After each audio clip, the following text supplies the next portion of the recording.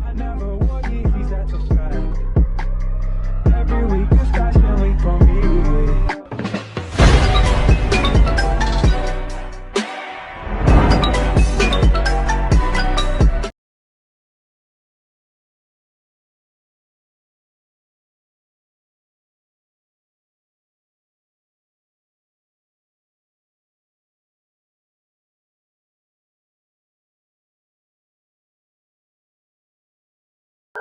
Caden, whose father Dan served in the Bulgarian People's Army in 1982.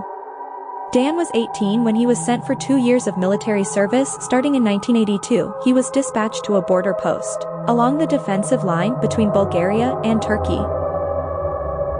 His job was border guard, and his main duty was to patrol the electrified border fence mostly. It was to make sure nobody left the country during a time of severe restriction of movement under the communist government. His orders were to shoot on sight, no exceptions. Restriction of movement under the communist government. His orders were to shoot on sight, no exceptions. One night he and Isaac were patrolling the border. As usual, he was a far senior soldier, much larger and stronger than Fossil, with a kind of look only veteran soldiers describe. The night is still and cold, and the moon shone through the clear sky. During the night there was a light breeze that whistled faintly across the open plains. Between the two borders, all was well and normal. Their routine patrol was near their end. Much like most days, nothing seemed out of the ordinary, and the two men started to make their way back to the camp. They were almost back to base when all of a sudden Isaac stopped. He turned his head to the darkness. "Do you hear that?" Dan stopped to listen, and his eyes widened as he heard what sounded like singing. The two men listened and listened as the singing continued and seemingly became louder. Isaac stood still, yearning to know who was singing so beautifully. Then the singing came closer and closer. Isaac grabbed Dan. "Listen to me very carefully," he said. "I need you to run back to checkpoint B, get on the radio, and call for reinforcements. Tell them code siren, they'll know what you mean." "What? Why?" "Do as I say, do you understand?" "All this over some singing. This isn't the Turks or the Americans, this is much more serious than that, now go." By this time the singing got louder. It was almost unnerving, as if the source was as close as a few meters away.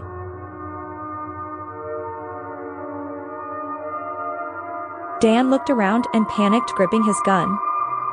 In fear and confusion, Dan started to run. He knew that the checkpoint was less than a kilometer away, and that he could make it there in a few minutes if he really ran for it. Behind, he heard cries, which was followed by a burst of automatic fire that ripped through the night air. The fire sustained until he had finally reached the radio at the checkpoint. "Checkpoint B to base. Checkpoint B to base, we have a situation here. Code siren, I repeat, code siren. Base checkpoint B, reinforcements are inbound. What is your status update? Over." As the response came, the gunfire continued, followed by scream as if from a young woman and in pain. Dan stood petrified, his hands trembling. "I don't know, my comrade is currently engaging. I don't know what's going on," he shouted into the radio desperately. Hoping for some help, a cracked response from the radio came. Isaac will struggle to make out the words of the gunfire continued on in the distance. Then the man screamed and the gunfire stopped. Total silence as a broken message of the radio became nothing but static. Dan begins to panic, wondering whether to help Isaac or to wait. He stood there and listened carefully, but nothing, only silence, and suddenly the singing, the most beautiful sound he's ever heard in his life.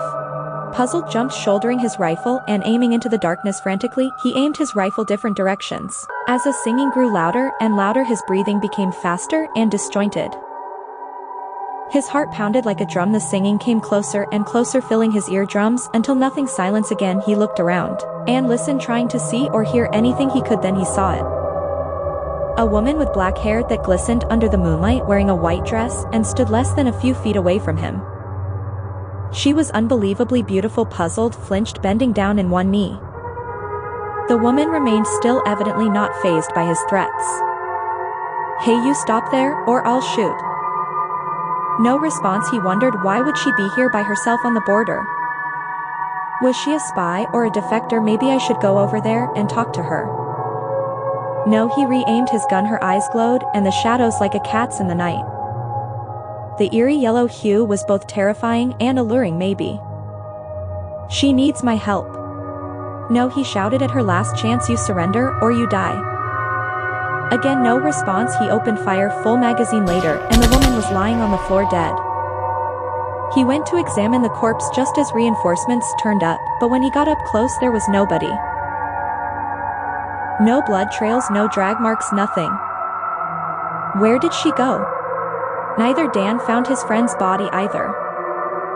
What was found were bullet castings and Isaac's gun left in the ground. The next morning Dan told his mother about what happened. She gave him a big hug. Do you realize how much danger you were in? You encountered a Samodiva. According to his mother, they are ancient Bulgarian legends that seduce men with their enticing singing voices. Once they lock them in trance, they take them away as slaves and torture them to death.